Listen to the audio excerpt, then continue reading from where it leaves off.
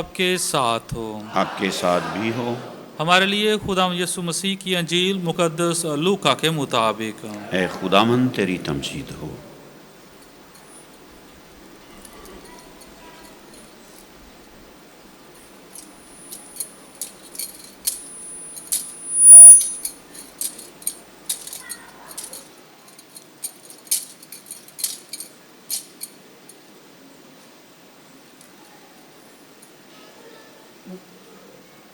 اس کے 18ویں باب میں سے سنیں گے۔ ایک دن یسوع نے اس غرض سے کہ ہر وقت دعا کرتے رہنا اور ہمت نہ ہارنا ضروری ہے، اپنے شاگردوں کو ایک تمثیل سنائی اور کہا کہ کسی شہر میں ایک قاضی تھا جو نہ خدا سے ڈرتا اور نہ ہی آدمی کی کچھ پرواہ کرتا تھا، اور اسی شہر میں ایک بیوہ تھی جو اس کے پاس آتی اور اس سے یہ کہا کرتی تھی کہ میرے مدعی کے مقابل میرا انصاف کر۔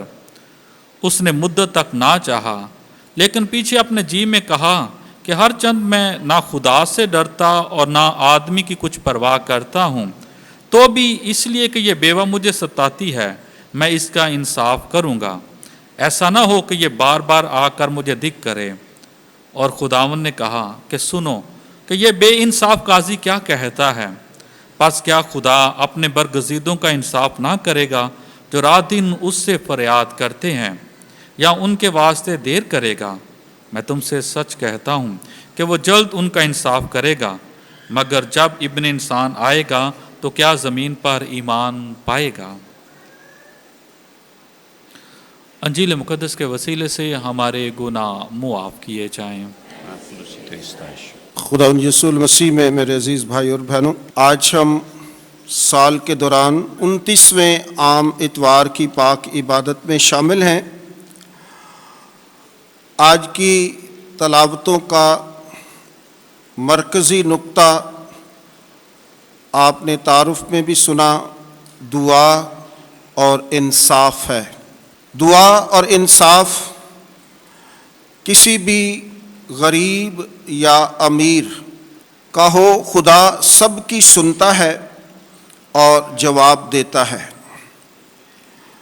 دعا ہر شخص کے دل سے اٹھنے والی وہ حقیقی پکار ہے جو روح سے مسرور ہو کر خدا تک پہنچتی ہے۔ دعا ہمیں شخصی تجربے سے خاندانی اور جماعتی دعا کی طرف لے جاتی ہے۔ دعا خدا اور انسان کی ملاقات کا ایک مخصوص وقت ہے۔ اگر ہم مسیحی دعا کی بات کریں تو یہ خدا سے درخواست کرنے یا مانگنے کا وہ ذاتی تجربہ ہے جو انسان دعا میں ڈوب کر، غرق ہو کر اپنی ضروریات کو خدا کے سامنے رکھتا ہے تاکہ وہ پوری ہو سکیں۔ دعا شکر گزاری اور مصائب پر غالب آنے کی فتح کا جشن ہے۔ دعا کے لیے پاک، عاجز، نیک اور رحم دل ہونا لازمی ہے۔ مبارک وادیوں میں لکھا ہے کہ مبارک ہیں وہ جو پاک دل اور رحم دل ہیں، کیونکہ وہ خدا کو دیکھیں گے۔ مسیحی دعا کے 4 بنیادی پہلو ہیں۔ نمبر 1، خدا کی تعظیم کرنا، خدا کی بندگی کرنا، خدا کی حمد و ثنا کرنا، خدا کی پرستش کرنا، خدا کی عبادت کرنا۔ نمبر 2، دعا میں اپنے گناہوں پر نادم ہونا اور گریہ زاری کرنا۔ نمبر 3، دعا میں خدا سے التجا، گزارش یا درخواست کرنا۔ نمبر 4، دعا میں خدا کی شکر گزاری کرنا۔ خداوند یسوع المسیح نے بھی اپنی دعائیہ زندگی کی بدولت لوگوں کو شفا بخشی اور شاگردوں کو بھی دعا کرنا سکھایا۔ جس کی مثال دعائے ربانی ہے۔ دعا خدا کی نعمتوں، برکتوں اور فضائل کا شکر اور انسانی دکھوں، پریشانیوں اور مصیبتوں سے چھٹکارا پانے کے لیے کی جاتی ہے۔ دعا اپنے لیے اور دوسروں کے لیے بھی کی جاتی ہے۔ تو یہ دعا کا مختصراً پس منظر ہے کہ دعا کس سے کرنی ہے، دعا کیسے کرنی ہے، دعا کے بنیادی اصول کیا ہیں، دعا کی اہمیت، دعا کی افادیت اور دعا کی عظمت اور دعا کی قوت کیا ہے۔ آج کی ان تلاوتوں میں بھی ہم دعا کے بارے میں سیکھیں گے۔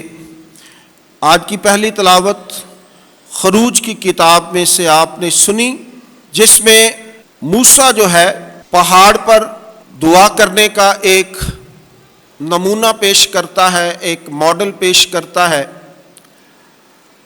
یہ اس وقت کی بات ہے جب عمالیکی بنی اسرائیل کا راستہ روکتے ہیں، انہیں وعدہ کی سرزمین میں داخل ہونے نہیں دیتے۔ بنی اسرائیل قوم وعدہ کی سرزمین کے بالکل نزدیک پہنچ گئے اور عمالیکیوں نے ان کا راستہ روکا، مزاحمت دکھائی، رکاوٹیں پیدا کیں، اور یہاں تک کہ وہ ایک دوسرے کے لیے جنگ کے لیے تیار ہو۔ عمالیکی کون تھے؟ عمالیکی عیسو کی نسل سے تھے، وہ ایک دوسرے کے رشتہ دار ہی تھے، اور وہ خدا نے یعقوب کو برکت دی اور عیسو نے ہمیشہ اس سے نفرت کی، اور یہ عیسو کی نسل سے لوگ تھے جو عمالیکی کہلاتے ہیں۔ تو وہاں پر ان کے درمیان جنگ ہوئی۔ موسیٰ نے یوشع سے کہا کہ اپنے بندے تیار کر جو ان کے ساتھ جنگ کریں تاکہ ہم وعدہ کی سرزمین میں داخل ہو سکیں، اور موسیٰ نے کہا کہ میں پہاڑ کی چوٹی پر جا کر آپ کے لیے دعا کروں گا تاکہ ہم جنگ جیت جائیں۔ تو موسیٰ نے اپنا عصا جو ہے وہ لہرایا۔ یہ وہ عصا ہے جس سے موسیٰ معجزے کرتا رہا، جس سے موسیٰ نے بنی اسرائیل قوم کو مصر کی غلامی سے رہائی عطا فرمائی۔ یہ وہ عصا ہے جو چٹان پر مارا گیا تو اسی وقت پانی کے چشمے پھوٹ پڑے۔ آج اسی عصا کو وہ لہراتا ہے۔ یہ موسیٰ کا عصا جو ہے وہ خدا کا ساتھ ہونا ہے، خدا کا رحم ہونا ہے۔ خدا اس عصا سے معجزے کرتا رہا، اور آج بھی اس کو یقین ہے کہ یہی عصا جو ہے ہمیں اس جنگ میں فتح دلائے گا۔ تو ایک ہاتھ میں وہ عصا ہے اور دوسرا ہاتھ وہ ایسے اٹھائے ہوئے پہاڑ پر دعا کرتا ہے، اور جب یہ ہاتھ اوپر ہوتے ہیں تو بنی اسرائیل عمالیکیوں پر غالب آتے ہیں۔ چونکہ موسیٰ بزرگ تھا اور اتنی لمبی مدت کے لیے وہ ہاتھ اس طرح نہیں رکھ سکتا تھا، تو جب ہاتھ تھکتے ہیں، جب ہاتھ نیچے ہوتے ہیں تو عمالیکی جو ہیں وہ بنی اسرائیل پر غالب آنا شروع ہو جاتے ہیں۔ تو جب لوگوں نے محسوس کیا کہ جب موسیٰ کے ہاتھ اوپر ہوتے ہیں تو ہم فتح پا رہے ہوتے ہیں، تو انہوں نے ایک پتھر لیا، اس پر موسیٰ کو بٹھایا، اور ایک طرف ہارون اور ایک طرف ہور، انہوں نے موسیٰ کے ہاتھوں کو سپورٹ دی، سہارا دیا، تاکہ یہ ہاتھ نیچے نہ آئیں، یہ ہاتھ اوپر اٹھے رہیں، اور موسیٰ کی دعا جو ہے وہ سنی جائے۔ موسیٰ جو ہے جو خدا کے ساتھ بات چیت کر رہا ہے، موسیٰ جو کلیم اللہ ہے، خدا کے ساتھ کلام کرنے والا ہے، وہ ہماری فتح کا سبب بنے۔ اور خاص طور پر جو دعا موسیٰ ہماری فتح کے لیے کر رہا ہے وہ خدا کے حضور مقبول نظر ٹھہرے۔ تو آج ہم یہ دعا کا ایک خوبصورت ماڈل دیکھتے ہیں کہ ہم جب تک یہ ہاتھ ہمارے خدا کی بارگاہ میں کھلے رہیں گے، جب یہ ہاتھ دعا کے لیے اٹھے رہیں گے، جب یہ ہاتھ اپنی ضرورتوں کے لیے خدا کے حضور ایسے اٹھائے جائیں گے تو خدا یقیناً ہماری دعاؤں کو سنے گا۔ ہمارا زور، ہماری قوت، ہمارا ایمان، ہمارا محکم کلہ اور ہماری زندگی اور ہمارا سب کچھ یسوع ناصری ہے، جو دعا میں ہماری سنتا ہے، اور جب ہم ہاتھ اوپر اٹھاتے ہیں تو اس کا قوی اور قدرت والا ہاتھ ہمارے ہاتھوں کو تھامتا ہے اور ہماری التجاؤں کو اور منتوں اور درخواستوں کو پورا کرتا ہے۔ اس کا شکر ہو، اس کی تعریف ہو جو ہمیشہ ہمارے ساتھ ہوتا ہے۔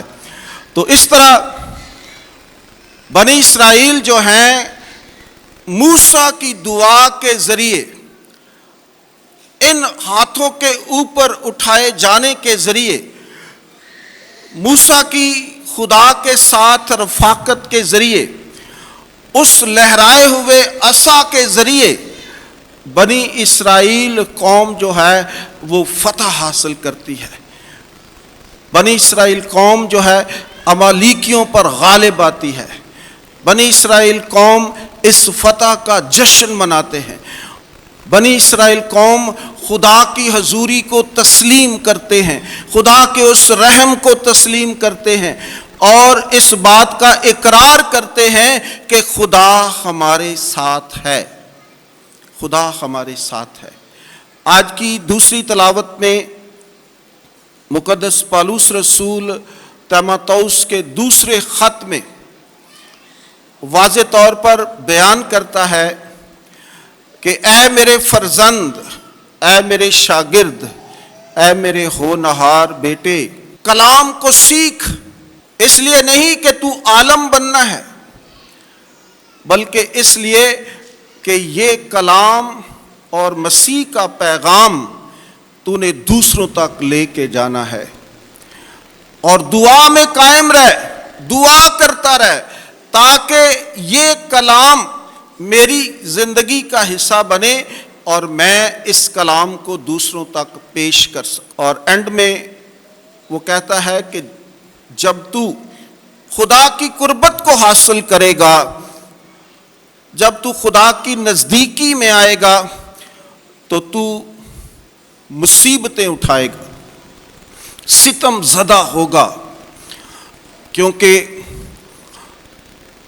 ہر وہ انسان جو یسوع پر ایمان لاتا ہے اس کی زندگی میں دکھ لازمی ہیں، کیونکہ دکھوں کے وسیلے سے ہی ہم نے نجات اور معافی حاصل کرنی ہے۔ تو پالوس رسول اپنے اس ہونہار شاگرد کو بتا رہا ہے کہ اس وقت کے لیے بھی تیار رہ جب انجیل کے لیے تو دکھ اٹھائے، جب یسوع ناصری کے لیے دکھ اٹھائے تو فکر نہ کرنا، خوشی کرنا، مضبوط رہنا، ہمت کرنا، تاکہ خدا تیری مدد کرے، تیری دعاؤں کو سنے اور تیری دعاؤں کا جواب دے، اور تیری خدمت جو ہے وہ مؤثر ہو، جو انسانوں کو یسوع کے قریب لا سکے، تو روحوں کو جیتنے والا شخص بن سکے، تو میری پیروی کر سکے جس طرح میں نے لوگوں کی زندگیوں کو تبدیل کیا ہے۔ آج کی انجیل مقدس میں بھی ایک خوبصورت دعا اور انصاف کی بات کی گئی ہے، ایک بیوہ کی کہانی بیان کی گئی ہے کہ ایک بیوہ ایک قاضی کے پاس بار بار جاتی ہے اور انصاف طلب کرتی ہے۔ یہ بیوہ نہ صرف قاضی کے پاس جاتی ہے بلکہ انصاف کے لیے دعا بھی کرتی ہے۔ تو بہت دفعہ ہم صرف دعا کرتے ہیں اور سمجھتے ہیں یا کہتے ہیں کہ کہ بس دعا کے ذریعے ہی ہمارے سارے کام ہو جائیں، لیکن ان کاموں کے لیے کوشش بھی کرنا ہے، ان کے لیے جستجو بھی کرنی ہے، بھاگ دوڑ بھی کرنی ہے۔ صرف دعا جو ہے وہ ایک بہت مضبوط ہتھیار ہے، لیکن ہم نے کوشش بھی کرنی ہے۔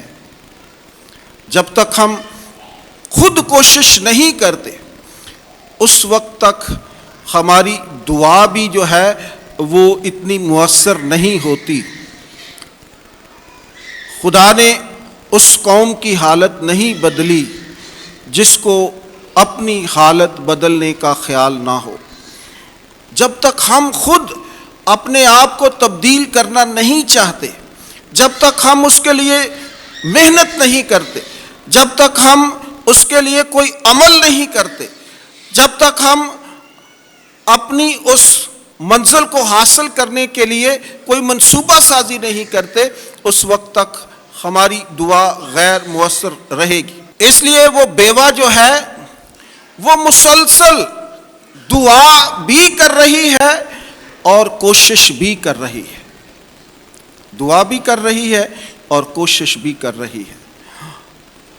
اور جس قاضی کے پاس جا رہی ہے، بنی اسرائیل کے اندر ایک دور تھا جسے قاضیوں کا دور کہا جاتا ہے، تو مختلف قاضی شہروں میں بٹھائے ہوئے تھے جو فیصلے کرتے تھے، جو لوگوں کے مسائل کو حل کرتے تھے، جو لوگوں کی بہتری اور بھلائی کے لیے کام کرتے تھے۔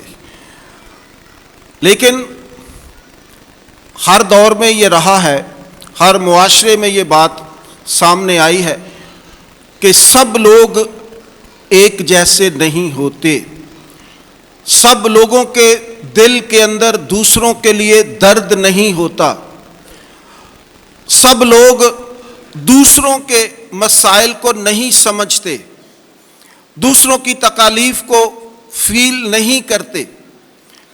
اور یہ قاضی بھی اسی طرح کا ہے۔ یہ لکھا ہے کہ نہ خدا سے ڈرتا ہے اور نہ کسی انسان کی پرواہ کرتا ہے۔ کرپٹ شخص ہے، بے ایمان شخص ہے، بددیانت شخص ہے، دوسروں کی درد اور دکھ کو محسوس کرنے والا نہیں ہے، پتھر دل شخص ہے۔ اور یہ بیوہ غریب بار بار اس کے پاس جاتی ہے اور اس کو کوئی پرواہ نہیں ہے۔ کافی دیر سے اس کا کیس جو ہے لٹکا ہوا ہے اور اس کو انصاف نہیں مل رہا۔ جس معاشرے کے اندر، جس قوم کے اندر، جس ملک کے اندر انصاف نہیں ہے، انصاف نہیں ہے، وہ قوم ترقی نہیں کر سکتی، وہ ادارہ ترقی نہیں کر سکتا، وہ ملک ترقی نہیں کر سکتا۔ انصاف کا ہونا بہت ضروری ہے، انصاف کا ہونا۔ آج ہم جتنے بھی مسائل کے اندر گھرے ہوئے ہیں، ہمارے ملک کے اندر، ہمارے اداروں کے اندر، ساری کی ساری بے انصافی کی وجہ سے باتیں ہیں۔ یہ ساری برائیاں، یہ سارے مسائل، یہ ساری اضطرابی، یہ ساری بے چینی، یہ ساری گھراوٹ، یہ سارا کچھ جو ہے وہ نا انصافی کی وجہ سے ہے۔ حکومتیں دعویٰ کرتی ہیں جی انصاف آپ کی دہلیز پر، اور یہ صرف دعوے ہوتے ہیں، باتیں ہوتی ہیں، ان کے اندر کوئی سچائی نہیں ہوتی۔ قومیں وہی ترقی کرتی ہیں جو انصاف کرتی ہیں۔ ہمارے سپریم کورٹ میں ججز کی اسامیاں 9 سال سے خالی ہیں، 9 سال ہو چکے، اور اسی طرح دوسری عدالتوں کا بھی حال ہے۔ عدالتوں کے اندر فائلیں ڈھیر لگے ہوئے ہیں، لاکھوں کے حساب سے لوگ مارے پھر رہے ہیں، لیکن ان کا انصاف نہیں ہوتا. لا قانونیت ہے. Right is might. جس کی لاٹھی اس کی بھینس. یہ ہماری انصاف کی پوزیشن ہے. بڑے لوگ جو ہیں وہ اپنے حساب سے انصاف کروا لیتے ہیں. وہ جیسا چاہتے ہیں ویسا ہی ہو جاتا ہے، اور بے گناہ اور معصوم لوگ جیل کی سلاخوں کے پیچھے سڑتے رہتے ہیں. یوحنا آباد کا آپ اندازہ لگا لیں کہ کتنے سال ہمارے یہ نوجوان بے گناہ لوگ جو ہیں وہ نا انصافی کی وجہ سے جیلوں میں رہے. کتنے گھرانے، کو 40 گھرانے تھے جو اس اذیت میں مسلسل 5-6 سال گزرے. انصاف نہیں.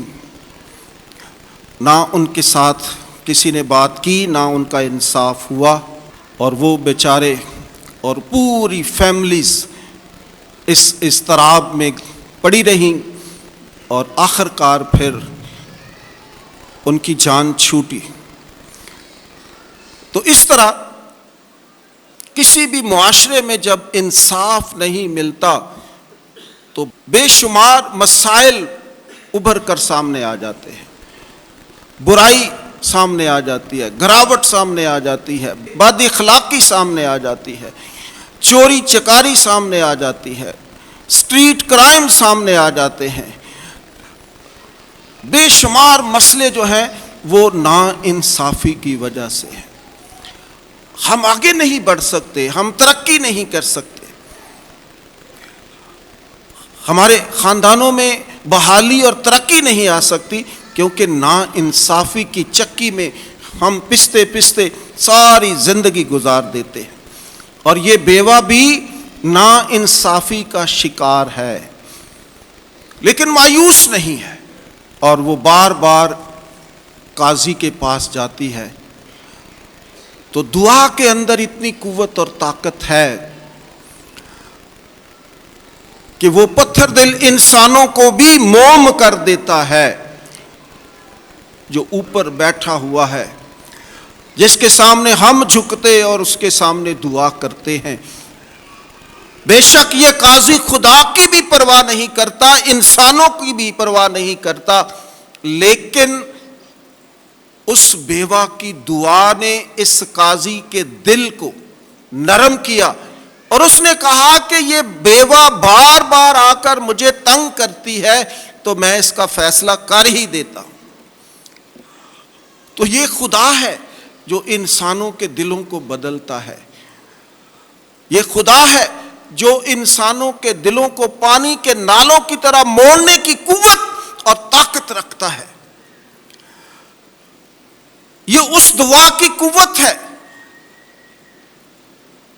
جو پتھر دل انسانوں کو بھی خدا کی طرف لے آتا ہے. اور اس قاضی کو خدا کی پاک ذات اور اس بیوہ کی مسلسل دعا میں رہنا اور اس کا رحم مانگتے رہنا، اس سے انصاف مانگنا کہ اے خدا تو میرا انصاف کرنے والا ہے، تو بیواؤں کی درخواستوں کو سننے والا ہے، تو بیواؤں پر رحم کرنے والا ہے، تو نے بیواؤں اور یتیموں اور مسکینوں کو اپنی حفاظت میں رکھا ہے، تو میرا خالق اور مالک ہے. اور اس نے پھر فیصلہ دیا اور فیصلہ ہوا اور انصاف اسے ملا. تو جب ہم دعا کی بات کر رہے ہیں تو دعا کے اندر 3 باتیں جو ہیں وہ بہت ضروری ہیں کہ دعا مستقل مزاجی کے ساتھ کی جائے. مسلسل دعا کرنا. پالوس رسول کہتا ہے کہ بلا ناغہ دعا کرو. اس عمل کے اندر چھٹی نہیں ہے. یہ عشق ہے، یہ جنونیت ہے، یہ دیوانگی ہے، خدا کے ساتھ، اور جب ہم جنون کی حالت تک خدا کو چاہنا شروع کر دیتے ہیں، جب ہم خدا کے ساتھ عشق کرنا شروع کر دیتے ہیں، اس وقت تک ہم پھر اس کے بغیر نہیں رہ سکتے۔ جب آپ بھی کسی انسان کو بے پناہ پیار کرتے ہیں تو اس کی آواز ضرور سننا چاہتے ہیں۔ اگر ایک دو دن ہو جائے تو بے چینی ہوتی ہے کہ میں نے اس کا حال تک نہیں پوچھا، پتہ نہیں وہ کیسا ہے۔ تو جب محبت ہوتی ہے تو پھر یہ ایک مضبوط رشتہ، اور یہ دعا کے ساتھ بنتا ہے، دعا کے ساتھ۔ جب تک آپ دعا میں مستقل مزاج نہیں ہیں، یہ بہت ضروری ہے۔ اگر آپ سمجھتے ہیں کہ میں مسیحی ہوں اور اپنے مسیحی ہونے پر فخر کرنا چاہتے ہیں تو پھر دعا میں ٹھہرنا ہوگا، بلا ناغہ دعا کرنی ہوگی، مستقل مزاجی کے ساتھ دعا کرنی ہوگی۔ آج کی اس انجیل کے اندر اس بیوہ کا ماڈل آپ نے سامنے رکھنا ہوگا کہ وہ مسلسل دعا کرتی ہے اور اسے انصاف ملتا ہے۔ اس لیے یہ پہلا نقطہ ہے دعا کا کہ ہم نے بلا ناغہ مستقل مزاجی کے ساتھ، بہت دفعہ ہم اس آزمائش میں گر جاتے ہیں۔ ایک آدھے دن دعا کی تھی جدو بہت ضروری ہوئی تو کام ہو گیا تو ٹھیک ہے، ورنہ ہماری عادت پھر بدل جاتی ہے۔ کام ہو نہ ہو، ضرورت پوری ہو نہ ہو، دعا میں مستقل رہنا ہے، دعا کرتے رہنا ہے، کرتے رہنا ہے، کرتے رہنا ہے۔ یہی ایک مسیحی مومن کا شیوا ہے، یہی ہمیں مسیحی بناتا ہے، اسی پر پھر ہم فخر کرتے ہیں۔ یہ مسیحی کی شان اور آن اور بان ہے، دعائیا زندگی، دعا میں ٹھہرنا، ہر روز دعا کرنا، بلا ناغہ دعا کرنا، مستقل مزاجی کے ساتھ دعا کرنا، امید کے ساتھ دعا کرنا۔ جب تک ہم یہ نہیں کرتے اس وقت تک ہم دعائیا شخص نہیں بن سکتے۔ تو پہلا نقطہ جو ہے وہ دعا کا مستقل مزاجی ہے، مسلسل خدا کے ساتھ رابطہ رکھنا ہے۔ اور اسی تلاوت میں، اسی پاک انجیل میں لکھا ہے کہ اس لیے کہ یہ بیوہ مجھے ستاتی ہے، میں اس کا انصاف کروں گا، ایسا نہ ہو کہ یہ بار بار آ کر مجھے دکھ کرے۔ اور خداوند نے کہا سنو، ابھی یہ ہم سب کے لیے ایک درس ہے، سبق ہے کہ سنو یہ بے انصاف قاضی کیا کہتا ہے۔ بے انصاف ہے، بد دیانت ہے، کرپٹ ہے، لیکن اس دعا کا اثر اس کی زندگی پر ہوا ہے۔ اس بیوہ کی آہیں، دعائیں، سسکیاں خدا نے سنی ہیں اور اس قاضی کو مولڈ کیا ہے، نرم کیا ہے کہ اس کیس کا وہ فیصلہ کرے۔ قاضی کیا کہتا ہے؟ پس کیا خدا اپنے برگزیدوں کا انصاف نہ کرے گا؟ ایک بد دیانت شخص جو ہے وہ دعا کے ذریعے ایک اچھا فیصلہ کر سکتا ہے، تو ہمارا خدا، ہمارا یسوع ناصری اپنے برگزیدوں کا فیصلہ نہ کرے گا؟ آپ کی دعاؤں کو نہ سنے گا؟ آپ کی فریادوں کو اپنے حضور قبول نہ کرے گا؟ کرے گا۔ کیا وہ اپنے برگزیدوں کی دعاؤں کو نہ سنے گا، انصاف نہ کرے گا، جو رات دن اس سے فریاد کرتے ہیں؟ سیم سملیرٹی، جس طرح وہ بیوہ ہر روز دن رات خدا سے دعا کرتی ہے۔ تو خدا کہہ رہا ہے کہ میرے یہ سارے برگزیدہ لوگ جو ہیں، میرے ماننے والے جو ہیں،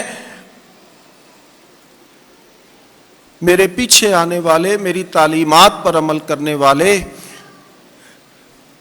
جو رات دن اپنی التجائیں منتیں و درخواستیں میرے حضور پیش کرتے ہیں تو کیا میں ان کی نہ سنوں گا؟ کویسچن مارک ہے، سوالیہ نشان۔ وہ کہتا ہے کہ ضرور سنے گا، ضرور سنے گا، ضرور سنے گا۔ یہ ہو نہیں سکتا کہ خدا ہماری دعا کو نہ سنے۔ اگر وہ نہیں سنتا پھر وہ خدا نہیں رہتا، کیونکہ اس نے سننا ہے۔ وہ آپ سے محبت رکھتا ہے، وہ آپ سے پیار کرتا ہے، آپ اس کے ہاتھ کی کاراگری ہیں، اس نے آپ کو اپنی صورت پر بنایا ہے۔ کبھی ہو نہیں سکتا کہ وہ آپ کی نہ سنے۔ اس نے آپ کو اپنے ہاتھوں کی لکیروں میں کھینچا ہوا ہے، آپ اس کی مٹھی کے اندر ہیں، وہ آپ کا محافظ ہے، وہ آپ کا ضامن ہے، وہ آپ کا نجات دہندہ ہے، وہ آپ کو بچانے والا ہے، وہ آپ کو معاف کرنے والا ہے، وہ آپ کا خدا ہے۔ وہ خدا زندہ واحد کامل خدا ہے جو آپ کی دعاؤں کو سننے والا ہے۔ کبھی ہو نہیں سکتا کہ وہ اپنے برگزیدوں کا انصاف نہ کرے جو رات دن اس سے فریاد کرتے ہیں، یا ان کے واسطے دیر کرے گا؟ میں تم سے کہتا ہوں کہ وہ جلد ان کا انصاف کرے گا۔ مگر جب ابن انسان آئے گا تو کیا زمین پر ایمان پائے گا؟ آج کی اس پاک انجیل میں 3-4 دفعہ کویسچن مارک ہیں۔ جب خداوند اس دھرتی پر دوبارہ آئے گا تو کیا وہ ایمان پائے گا؟ تو دعا میں پہلا نقطہ میں نے مستقل مزاجی بتایا ہے کہ مسلسل دعا کرتے رہنا ہے، مستقل مزاجی سے دعا کرتے رہنا ہے، امید سے دعا کرتے رہنا ہے، بلا ناغہ دعا کرتے رہنا ہے۔ اور دوسرا نقطہ صبر کا ہے، صبر، ویٹ، انتظار، جو آج کا انسان نہیں کرتا۔ بہت زیادہ بے صبری ہے، بہت زیادہ۔ آج ہم چاہتے ہیں کہ بس ادھروں گل کیتی ہے تو ادھوں ہی پوری ہو جائے، فٹافٹ تلی تے سروں جمان والی گل۔ لیکن ایسا نہیں ہے، ایسا نہیں ہے۔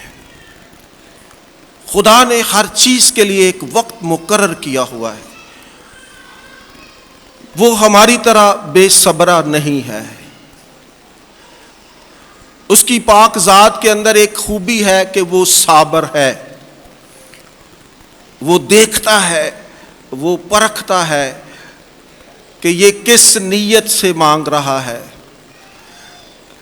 اس لیے صبر بہت ضروری ہے، اور یہ بڑا مشکل کام ہے بھائی، مشکل کام ہے صبر کرنا، اتنا آسان نہیں ہے، کیونکہ انسانی فطرت کے اندر یہ مشکل کام ہے۔ اور خاص طور پر آج کے اس دور میں ہم چاہتے ہیں بس جلدی جلدی جلدی جلدی ہمارے کام ہوتے جائیں۔ ٹریفک میں اشارہ بند ہو جائے تو ساری جان تے بن جاندی ہے، حالانکہ وہ 2 سیکنڈ کا 3 سیکنڈ کا ہوتا ہے، اور اس میں بھی ہم بے صبری کرتے ہیں، قانون توڑ جاتے ہیں۔ برداشت نہیں ہوتا کہ ہم 2-4 سیکنڈ جو ہیں وہ کھڑے رہیں۔ اتنی تیزی ہے، اتنی تیز زندگی ہے کہ بس ہم چاہتے ہیں کہ منٹوں سیکنڈوں کے اندر ہی ہم کہیں کے کہیں پہنچ جائیں۔ دعا کے اندر صبر کرنا، صبر، انتظار کرتے رہنا۔ کہ ایک کسان تھا تو اسے پتا چلا کہ 24 گھنٹوں میں ایک لمحہ ایسا ہوتا ہے جب خدا سن لیتا ہے، جب انسان کے منہ سے نکلے ہوئے الفاظ جو ہیں وہ ایگزیکٹ پورے ہو جاتے ہیں۔ تو اس نے خدا کو آزمانے کے لیے اپنا ہل موڈے تے رکھیا تے کھڑا ہو گیا تے کہے سونے دا ہو جائے، سونے دا ہو جائے، سونے دا ہو جائے، سونے دا ہو جائے۔